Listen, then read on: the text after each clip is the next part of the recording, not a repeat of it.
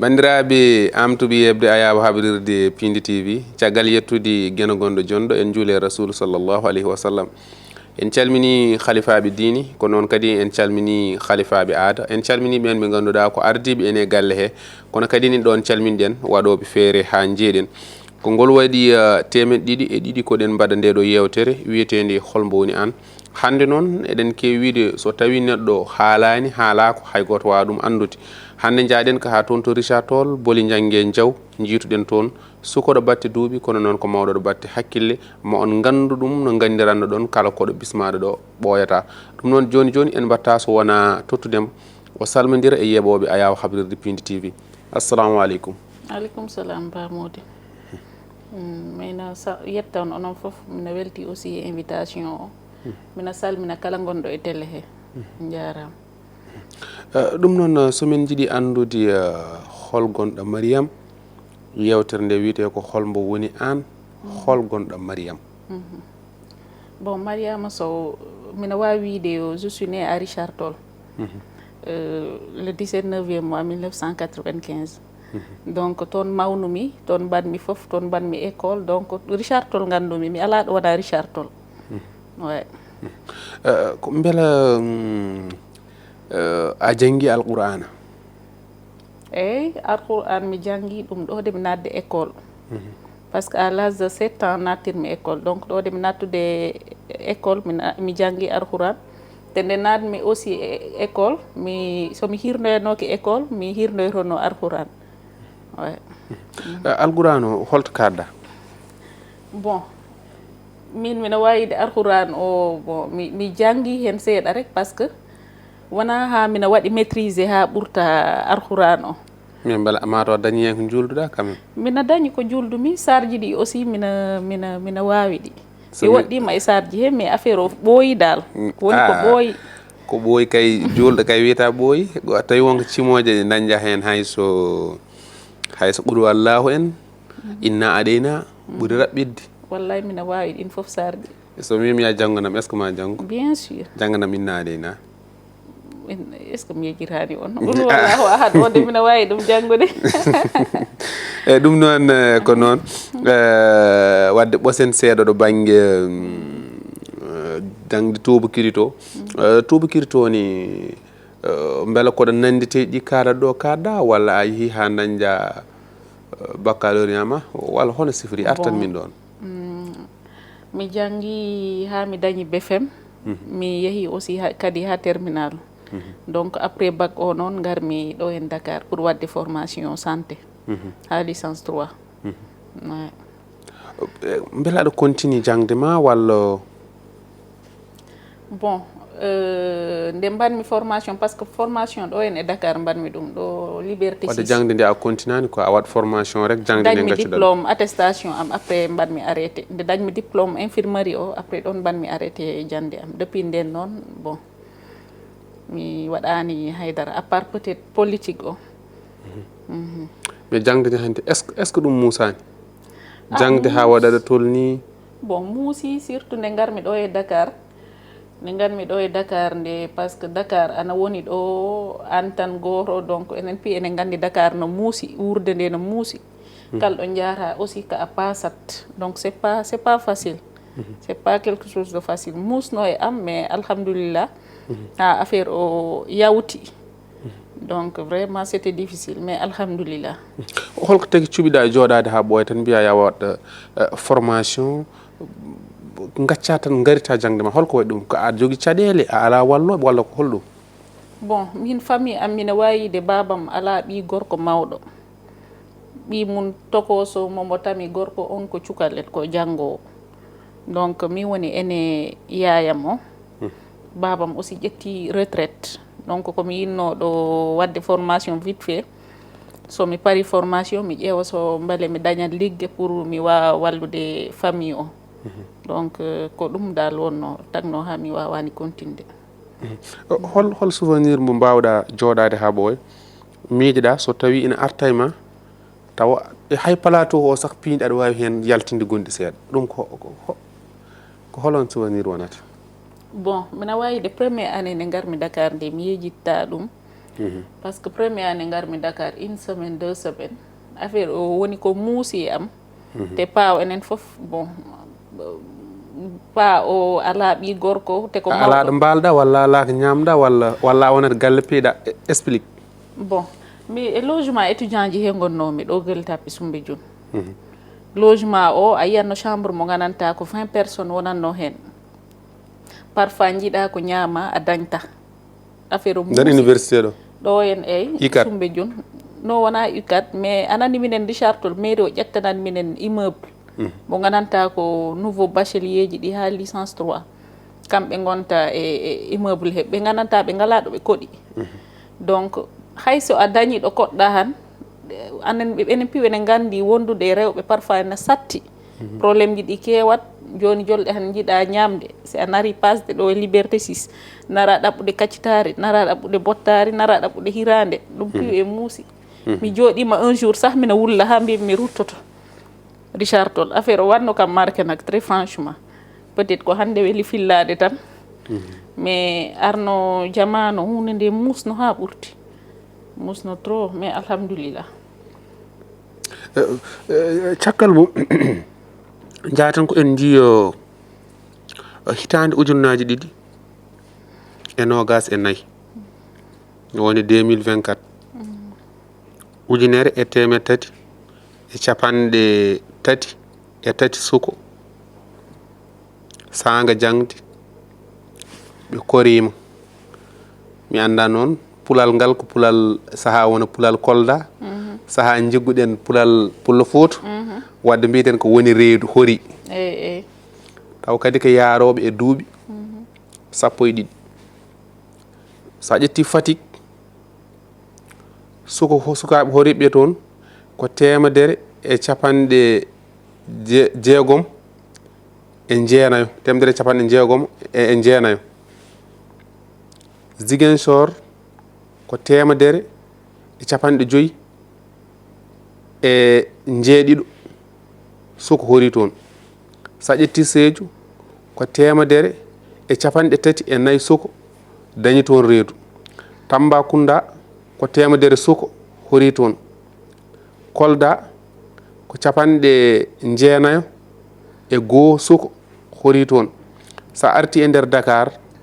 hori ɗo ko jeeɗiɗo joni noon beela koye jangguenteɓe walla koye jangguinoɓe hol yiyande ma e ɗum ɗo. Bon min mina pour mi waɗa tënkal haala ka rek ɗum en parent ji ɗi sah e jogui hen part de responsabilité ji parce que min je pense que ni éducation aussi ça fait partie parce que ɓiyima aussi ana foti andude ɗo natta e ɗo yaltata donc parent ji ɗi aussi ɓe tami hen part de responsabilité ji donc min pour raɓɓindinde haala ka rek il faut état o ƴewta ɗum ƴewtino ɗum ƴewtinade nde noon ko woni il faut ɓe mbaɗa créer peut être association ji e région fof pour wadde sensibiliser sukaɓe ɓe et aussi il faut ɓe mbaɗa créer ko gandanta woni école fof ma ɓe dañ blouse ji par ce que blouse ji ɗi aussi c'est très important pour ɓe ɓorno gudde ɗe gandanta ene jotti par ce que hande a wawata yiide ɓiɗɗo ma yalta galle mum omo ɓorni mini jupe walla e waɗi exposé wu complètement donc parfois il faut parent ji ɗi aussi ƴewtino hen provocation wona e mon quoi. Bon provocation koye mon wonata par ce que onon joni so neɗɗo waɗi paccal waɗi zippu daɓɓo mais il fallait que wona jangguinomo tan mbaɗɗa provoqué haymo birtoɗa waɗat ɗum provoqué a waɗat ɗum charme. Donc c'est pour cela mbimi état o astafurlah responsabilité parent ji ɗi aussi nani hen par ce que hande ɓiɗɗo ma wawata yaltude galle mum galle kadi oɗon jalta e galleji ɗi oɗon mbaɗi wutteji mawɗi son jeehi ha beddo so luɓa ƴetta wudere ma totta sehil ma. Bon ɗum fof na woodi hen bamodi ɗum fof na woodi hen mais ko mbimami ko soɓe tawi ɓe mbaɗi blouse ji ɓe mbaɗa exiger blouse ji ɗi dans toutes les écoles wadde blouse jaho ha less kamɓe kay won blouse aji ɗi ɓe jogui kay bien sûr non jaho ha less mais blouse ji ɗi wona école aji ɗi fof jogui blouse ji bamodi c'est pas toutes les écoles woodi école aji ɗi gananta eɓe tami blouse woodi ɓe gananta ɓe jogaki blouse donc il faut état waɗa exigé ɓe mbaɗa exigé blouse ɗi école aji ɗi fof ta ko blouse aussi jottiɗi pour ɓe gusta provocation ji ɗi et aussi ɓe mbaɗa sensibiliser sukaɓe ɓe par ce que en général gonoɓe ɗo reedu fof gonoɓe reedu ɓe fof presque est ce que wona mineur ji ɓurta hen hewde yaroɓe duuɓi 12 mineur uji wadde kon ko mineur ji donc il faut ɓe mbaɗa sensibiliser sukaɓe ɓe parents ji ɗi aussi ɓe ta ɓe ngala sujet ji tabou envers les enfants il faut ɓe kalda e sukaɓe ɓe mbaɗa umen conscientiser donc c'est très important pour min ɗum noon en ɓosat seeɗa caggal heblo ngo mbaɗɗa ngo hol ko adi wonde tan golle ma ɗe jagguɗa bon min après jande nde ko stage ji mbaɗmi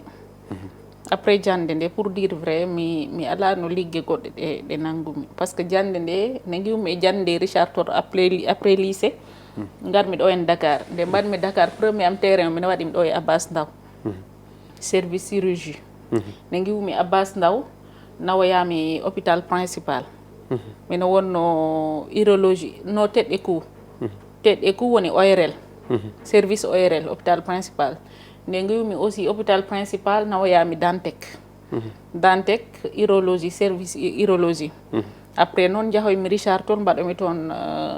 premier am terrain stage rural woni yaltude wuro ngo dal jilha ko wayno très bien wayno ñasante en way walla gure dembel en ɗen gure somi motti inde nde ɗeɗon gure mbahna en walla ko way noon mban en eyyi très bien allez-y donc rural o mbaɗomi choisir hôpital Gaye woni EPS gonɗo Richard Toll hôpital Gaye depuis je pense que c'était en 2017 gonmi Gaye par ce que toon kodmi mi wawrano wadde choisir banggue goɗɗo donc nde giwmi hôpital Gaye gartumi ɗo Dakar continue mi formation am o ha Paris ɓe nawoyimi kadi heede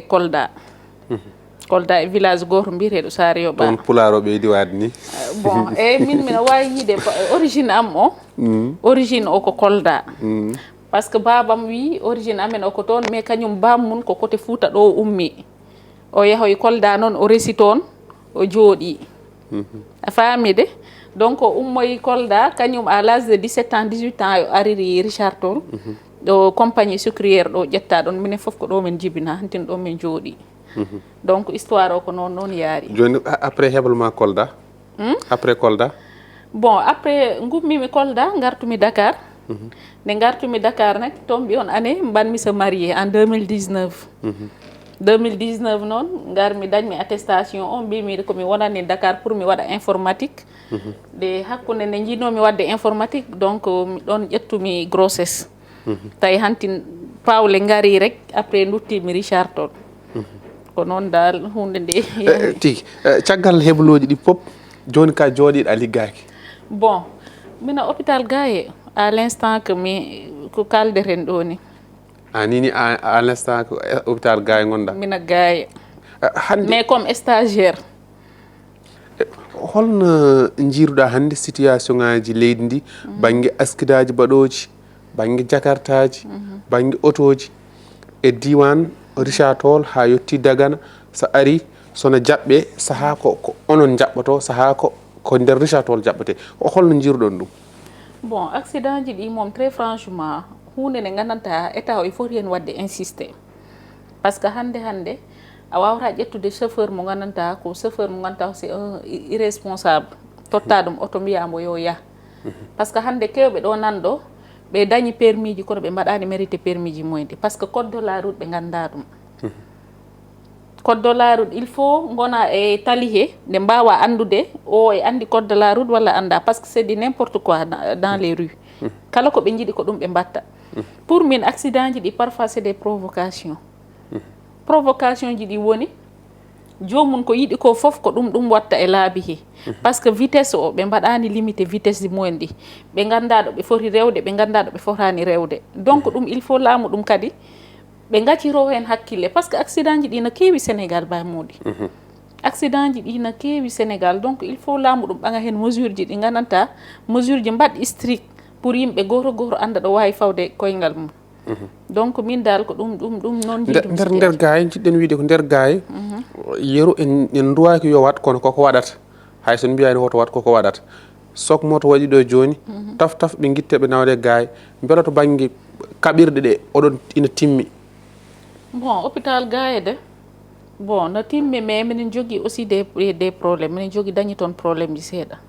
par ce que matériel ji ɗi déjà ne manque min ngala aussi scanner neɗɗo arani Moussa wiye ko ma lelo fat o ha yalta natate tawa ko timaɗo non côté so tawi rek ko wadde liggue mum normal hôpital Gaye vraiment ɓe mbaɗa liggue mumen ɗe normal wona wonde ko gonmi toon mais ɓe tawa e hôpital ji ɗi gandanta kamɓe ɓurta liggade ɗo en e Sénégal par ce que enen ene jii alentour o foof woni Dagana woni tous les alentours woni e commune département o foof commune aji ɗi foof ko ɗon ɓe garta ɓe safto ɗo ha Podor ORL o tout le temps yimɓe ko rangat donc hôpital o ɓe liggo mais minen manque matériel ji par exemple min ngala scanner scanner pour malade waɗa scanner il faut nawa ɗum ha Ndar walla ha Louga parfois scanner Saint-Louis o waɗa paana nawa ha Louga joni noon ƴettude malade tampuɗo mbaɗa ɗum e ambulance nawa ha Louga ɗum e muusi pamude donc il faut état o walla men hen de passage mi ñaago état o walla hen yimɓe ɓe ha hôpital o daña scanner ɓe daña aussi matériel ɗi gandanta ko manque kono noon si tawi tan ko médecin ji infirmier ji kenneji machallah ɗum mo mankani Richard Toll safroɓe no goodi mataw koko karalle ballitoje safroɓe goni ko manque toon comme no mbiruɗa ni scanner ala ɗom ɗum kam ko hunde nde teskiɗen e gueɗe kewɗe cewɗe comme ko gummiɗo hadde gonɗo hadde Gaye ina weeli yewtide ɗum so tawi wadde en ɓosat seeɗa ɗo banggue dawrugol woni politique beela aɗa dilla e politique bon min de mina wawi yide mi fuɗɗi politique ɗo de mi yaade Dakar avant lycée parce que mina salmina de passage woodi mbiyeteɗo Malan on wattino kam professeur Marito den professeur Marito je pense que wonani taw ministre de l'enseignement supérieur den o waddino minen o ƴetti numéro am après min puɗɗi wadde communiqué seeɗa après noon Allah waɗi garoymi ɗo en Dakar nde garmi Dakar o noma ministre de l'enseignement supérieur Marito Allah wallimi mina darano ɗum côté ji ɗi foof danaka nde min puɗɗam mimbo wallude kañum nen daranoma côté ɗi fof annene nde puɗɗam mimbo wallude darano ɗum eɓe daranoma en tout cas bon nde puɗɗammi wallude Marito nden j'étais la présidente mouvement mi wono min tam no mouvement élève étudiant anda doolel sa goh woni anda doolel Richard Toll anda doolel Richard Toll o min ko kaɓɓotonomi on jamano bon Richard Toll minen mankuno responsable ji par ce que état tout le temps si arino han min mankuno DG ji min nomteno ko DG ɗi min gontano ministre min gonta haydara donc Richard Toll koɓe pawno ɗum bange donc min ko ɗum kaɓɓotonomi on sukarde pourtant e waɗi sukar mais bon men Richard Toll presque wottano DG ji enen piiw enen jii ɗum laamu arat ɗo a yira DG koɗɗo Richard Toll ɓe nomta presque Richard Toll ko ɓe mbanna ɗum à côté donc mouvement am ko ɗum haɓetono Allah noon waɗi kawrumi e Marito Niane o haalni kam projet mun o donc min ne jiimi ko o neɗɗo dimo neɗɗo mo gananta ombo jogui konngol neɗɗo mo gananta ombo waɗi sincére neɗɗo moƴƴo joni noon jinmi ɗum jaggorande min e mouvement am foof donc Marito kala ɗo nodduno ɗo hen e Dakar minen foof min jahanno d' ailleurs mina siwtori anecdote goto woodi jour goto mombo invité minen ministére mum on ñan min hawrintini étudiant ji Kolda étudiant ji Matam étudiant ji Diourbel étudiant ji Richard Toll minen foof ɗo ministére mum étudiant ji Podor kam ngala hen bon Podor ala hen mais Matam nan hen Diourbel nan hen Kolda nan hen Richard Toll nan hen par ce que à chaque fois ko ɓe mbaɗano critiqué Marito gis nga bourse yi ɗo rewi ɗo sortori a yii mbimɓe jehen jooɗodon e professeur so on jooɗodi e mon peut être ma on nan mais Allah walli minen ha min jeehi to ministére mum bo waɗi minen recevoir machallah no min jooɗi ha o haali nde o haali nde noon étudiant ji ɗi nani ko o haali ko nden kewɓe mumen puɗɗi mbodde estimé donc minen ɗiɗo min keeɓi jaar très franchement haala ka fo résultat mum goyanno ɗon ko DG joni dañ beela on dañi bon jusqu'à présent ha joni min dañani DG ji to han mouvement no continue ha joni mais minen hen ha joni min noon à un moment donné mi wanno arrêté seeɗa activité ji am anandi rectamde gorko ana ɗum ɗanina aussi c'est pas facile est ce que tami mouvement o ha joni est ce que wona inde tan mouvement joguiɗa mouvement o nanɗo ha joni hande somi noddino étudiant ji mi nodda omen kawral kamɓe foof ɓe garat la preuve en est que marito nde yeehi Richard Toll rowanin ɗo ari kam ƴewde mi waɗi rassemblé étudiant ji eyyi o ari kam ƴewde ha Richard Toll uniquement o arma ƴewde marito o ari kam ƴewde ha Richard Toll koye télé gonmi o ari nawmim galle baba am kañum e ka garduno Abdou Hakka mina salminaɓe de passage wonno gila laamu Macky Sall ha joni koye laamu Bassirou Diomaye Diakhar Faye beele wonko wayli bon pour le moment de min je pense que ne ala taw ko change donc min ñaagui sénégalais ji ɗi ɓe mbaɗa patienté non il faut ɓe mbaɗa patienté par ce que laamu welani jogade a patienté ɓoyde il faut yimɓe mbaɗa patienté totta omen au minimum 2 ans pour yimɓe ƴeewa ko ɓe mbawta wadde so ari ha 2 ans noon donc goro ene jogui droit an ka pewɗo heddiɓe pewani guila laam président Macky Sall ɗam ɗon wiiɗo yo Richard Toll dañi Richard Toll kam dañi ina wawi taw an banggue ma ɓe gonduɗaɓe aɗa yiiɗi yoɓe dañ mais Richard Toll hande sa yi podnoɗon Amadou Mame Diop waɗama président assemblée Richard Toll dañi e woɓɓe nan toon bon ɓe dañi mais ɗum ɓooyani Amadou Mame Diop ɓooyani waɗa ɗo président de l'Assemblée nationale mais kono ko Richard Toll wona alana minen jiiɗi ko ɓuuri ɗum mbamodi minen jiiɗi ko ɓuuri ɗum minen jiiɗi so DG ji limte Sénégal Richard Toll lime hen so ministre uji limte Sénégal Richard Toll tawe hen dans toutes les côtés donc minen jiiɗi tawede hen joni par ce que hande élection ji ɗi wona yi Richard Toll on a gagné largement département o min jahatno porte à porte ji ɓe mbaɗatno porte à porte ji ha 4 heures du matin donc on a gagné donc minen mbaɗi mérité dañde ko ɓuuri ɗum ko mbimami ɗo ko hande directeur cabinet mawɗo leydi o ko professeur Marito Niano wiyata est ce que ɓuuratano webde dañol gonɗa kañum tan mawɗo leydi o koye walloɓe ɗum e haqqilantagal o jeeya bon tout dépend du professeur Marito Niane tout dépend du professeur Marito Niane somin poti dañde ɗum ko e Marito waɗi dépendre mi yiɗa noon hen woɗɗade ha ɗum ɗanin mais tout dépend de lui beela ko jooɗi ko oɗon kaldu bon nde o jooɗi nde min kaldi je pense que 2 fois gila laami fodde lebbi jeenayyi walla ko 2 fois tan e télé gonmi 2 fois tan min kaldi te haade nen ne nodduɗa ɗum fo heɓat law tuma fof noddunomim très franchement si tawi o yi appel am sah o yiyani manam so jagguɗo so ari o yi appel am ma o noddu mais min kadi peut être bon mina waɗi mo comprendre e côté goto par ce que enen fof enen gandi poste mbo totta ko responsabilité ji mawɗi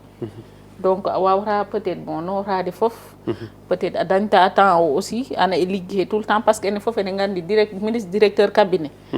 a dañta ɗin temps uji ɗi gananta tout le temps a wawat wadde communiqué donc mina waɗimo comprendre din côté ko ñagotomi tan o acciro hakkille militant uji mun ɗi fof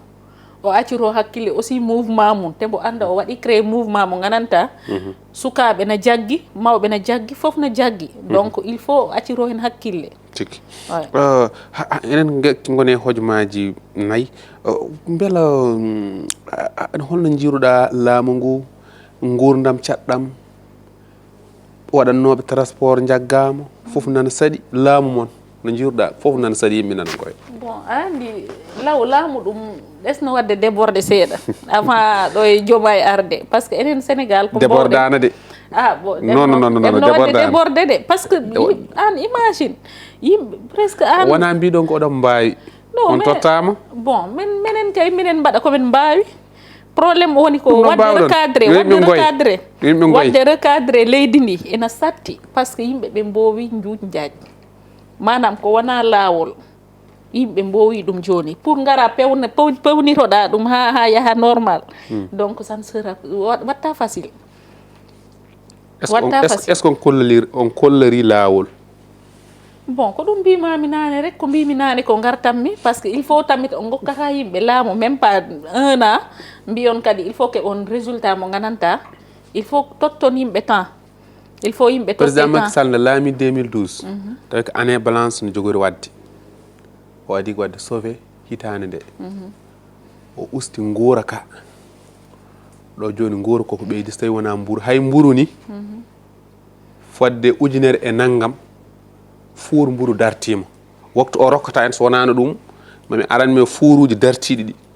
guila Fatick ha Touba ha kono en jowat ɗum ha oɗo goɗɗo tigui rigui joni garaten ko beela aɗa wone dewgal beela aɗa resa eyyi min resa comme ko mbimami nane ko août 2019 mbanmi marié beela hakkude ma e jagol ma e politique e hakkude ma e joom galle ma beela caɗele jibintaki ɗon bon mina wawi yide mina jogui gorko mo gananta alhamdulillah omo waɗi kam comprendre dans tous les côtés tous les sens kalɗo jiɗmi yaade ɗon jahammi par ce que sa yi mi waɗi déplacé o depuis Richard Toll ha Dakar pour émission so salino anandi mi artano tigui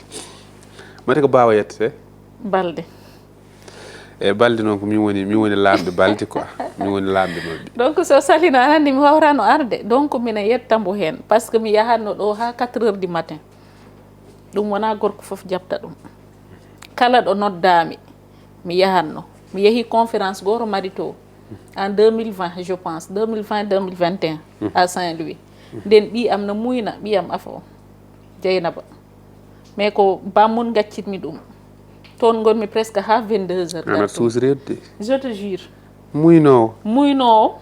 wadda entande ɗum tan ala bon biberon o mais joguino mais bammun joguino ɗum so yinno o wiya o jogorako yomi jooɗo mbaɗa nan nappu bammu tan ala mi nappani ko neɗɗo moƴƴo rek ka nappuɗo ɗum bureau kay nawru kañum o yi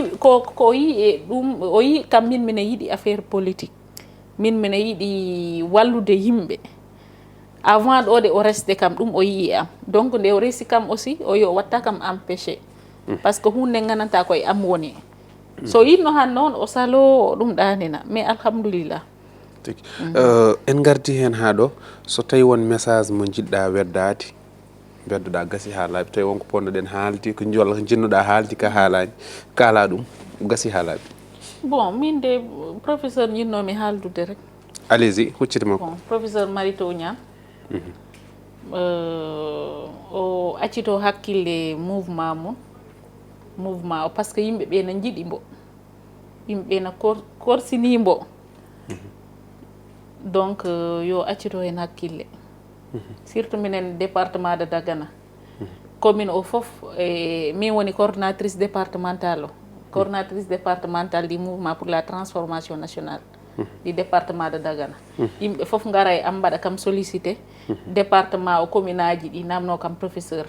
donc il faut professeur acciro minen hakkille minen département de Dagana o acciro foof hakkille donc dal ko ɗum wonno e message mo gananta vraiment ko on jinnomi wadde lancé pour o heɓa hen wayno bon mine yetta on onon foof mi weltima aussi yewtere nde weeli il faut pulal ngal mi jangguira pulal kolda quoi yewtere nde weeli ay c'est très normal yewtere nde dal weeli vraiment bamodi mi weltima mi weltima e invitation he mine ñaago Allah télé o ya Allah ɓurɗum ñibtinde tigi Allah wona ballo dal. Donc vraiment je suis contente mi weltima. Merci merci merci beaucoup ɗum noon vraiment ko belamma kadi o ummi Richard Toll o ari ɗo aduna mbiyeten kala bawɗo ko ballaɗo sen jii to banggue termuji ɗi ina wawi taw to banggue pularam e pulara makko o ni en baddi hen ha yewtere nde gasi saabu banggue ina wawi taw wonko mankata ni famde tawni o namditaki e kono ko yidde famminde yimɓe renno ngo tan eɗen jogui sukaɓe ɓe ganduɗa eɓe poti tottede juuɗe ɓe ballite en jito ummi to kono kadi en jarni joom galle makko e acciddemo e hoolade nde jogui makko hano accimo mbo yaa ɗum noon hande ni no mbaɗen ni noon waɗi en ni ko Ndiaye Dia chef de protocole ministre de la santé et de l'action sociale woni docteur Ibrahim Sy wadde sen kaali ɗum ma en kaal Pastef Galoy boutique walla boutique Galoy Ndiaye Dia mo Galoy Ndiaye Dia mo Dakar kanko ɓorni en oɗo wutti tonggode makko ko 77 678 92 47 77 678 92 47 kono noon ñooti ɗum fof de ko Ndiaye Dia totti neɗɗo kadi ñootɗo ñooti ɗum ko Sané Fashion 78 311 15 48 78 311 15 48 Ndiaye Dia Djiby Dieng noon wi wotti mum yo ar Djiby Dieng wi ko yo wotti mum ar ɗum noon tawde bamodi heeɓi wotti Ndiaye Dia wotti Djiby Dieng ma ar mami tottu Djiby Dieng o heeɓi tonggode nde ni kanko ne o heeɓa wotti ɗum noon wonno koɗo men ko Mariame Sow mo Richard Toll Boli Jongue Diaw walla nawen ɗum ha toon to Kolda ma en miijo baɗi men debbo Dieynaba Baldi rewino ɗo tonggode 200 e ɗiɗi ko ɗo wayni ha saaha goɗɗo jokkon e yebde télé mon.